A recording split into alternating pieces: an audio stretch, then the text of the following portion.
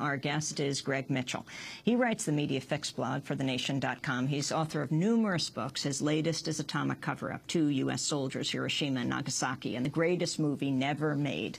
Welcome. You have been covering this for decades. The significance, Greg, of this day, August 9th, 66 years ago, and what it means today in nuclear-ravaged Japan. Right. Well, of course, it's particularly poignant given the Fukushima nuclear disaster and the similarly to after Hiroshima and Nagasaki, the fears of so many people that they've been tainted by released radiation, and so the psychological effects of the nuclear disaster are severe. And in fact, survivors of the atomic bomb in Hiroshima and Nagasaki have been campaigning this year against nuclear power, which is something they haven't particularly done in the past, linking nuclear weapons and nuclear power, the fear of radiation, the chance of catastrophe, the chance of disaster. So it's a special day for that. And of course, the other reason is because, as I've pointed out for many years, the U.S. is the only country that has used the bomb twice in war, as you mentioned. And, you know, it may surprise many people to know we still have a first-use policy in the United States. And the lesson that has been handed down to us for decades now is that, yes, never again, we should never use nuclear weapons again. However, we continue, most Americans, certainly American leaders, American policymakers, American media, all defend the use of the bomb, or the double use of the bomb, back in 1945. So the message is these weapons are too dangerous to use, but we used them before, we continue to defend it, we continue to have a first strike policy. So to me, that's a very dangerous lesson of Hiroshima and Nagasaki. Talk about the color videotape of the atomic bombing that has rarely been shown, and yet it's been around, well, since right after the bombing. Right.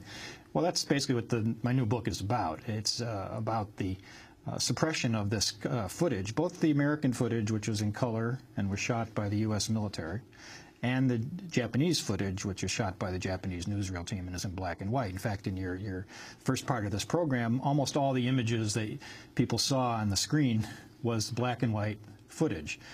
Even to this day, not many people have seen much of the color footage, and that's because the U.S. suppressed that color footage shot by our own military for decades. And it really wasn't until the 1980s that any of it came out.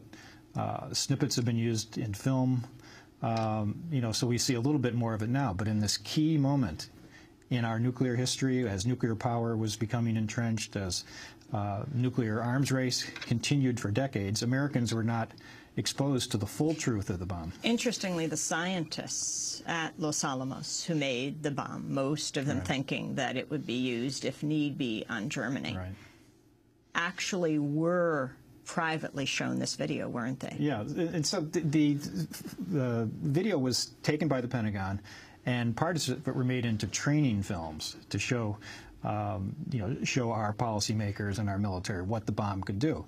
What my book focuses on is 2 U.S. military officers who shot the footage and then for decades after tried to get it released, tried to get it shown on TV, tried to get it made into a movie to be shown in theaters.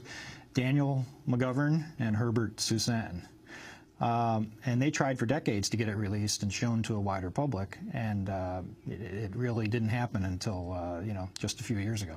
Talk about the YouTube video that you just didn't think was particularly controversial. It was a kind of promo for your book, illustrating your point.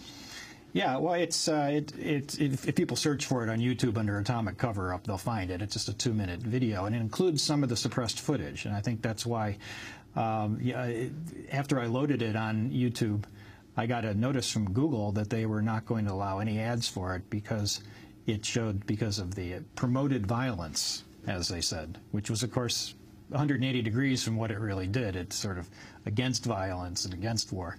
And of course, the real irony was that it was an act of suppression about a book and a video that is about suppression. So there were a lot of people protested, and that sort of ended it after a few days.